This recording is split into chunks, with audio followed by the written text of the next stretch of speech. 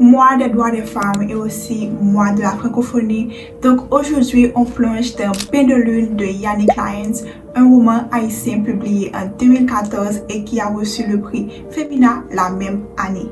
C'est un roman envoûtant à mi-chemin entre la poésie et la tragédie, où la mère est témoin de destins brisés et d'une lignée de femmes inoubliables. Alors, de quoi parle ce livre? On va voir ça maintenant. Le roman débute avec le monologue de Setout, une jeune femme échouée sur la plage après 3 jours de tempête. Son corps blessé et inanimé est retrouvé par un jeune pêcheur, mais son esprit est toujours là. Elle fait appel aux esprits pour essayer de comprendre pourquoi et comment en est-elle là. Et pour comprendre tout cela, on plonge dans l'histoire de sa lignée, remontant 3 générations. Là où tout a commencé. Le livre oppose 2 familles, les Mésidor, qui sont considérés comme les rois d'un bleu, de grands propriétaires terriens qui ont pris tout ce qu'ils pouvaient, terre, vie, pouvoir. Ils sont riches et arrogants, ils se croient intouchables. Et en face de la fleur, c'est une famille de paysans modestes, mais très attachés à leur terre et à leur tradition. Eux, c'est la résistance, l'authenticité, l'amour du sol qui les ont vus naître.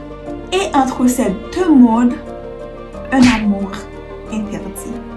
Tertullien Mésidor, un patriarche, tombe sous le charme d'Olmen Lafleur un jour au marché de Tipistache. Olmen Lafleur qui est une femme fière, forte et insoumise. Mais ça ne va pas l'empêcher de subir des violences conjugales. Dans cette relation assez compliquée, naît Dieudonné. Et ensuite, Setout, qui est la fille de Dieudonné.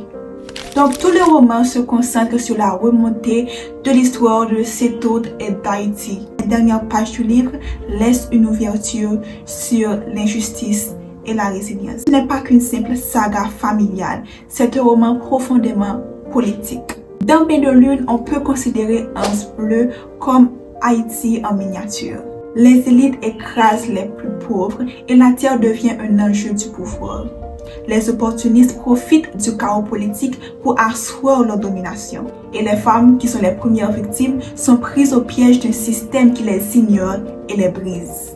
Yannick Lyons a une plume qui te prend aux tripes. Son style est totalement poétique, puissant et envoûtant. Elle mélange récits historiques, réalisme magique et tragédie familiale avec une fluidité impressionnante. Chaque page est une immersion totale dans Haïti, dans sa culture, ses luttes et aussi ses voix oubliées. Elle t'embarque dans un récit où la mer, le vent, la terre ont autant de poids que les mots. Ce livre, c'est l'histoire de Setout, d'Olmen et de toutes les femmes haïtiennes qui résistent, aiment, souffrent, mais ne se brisent pas.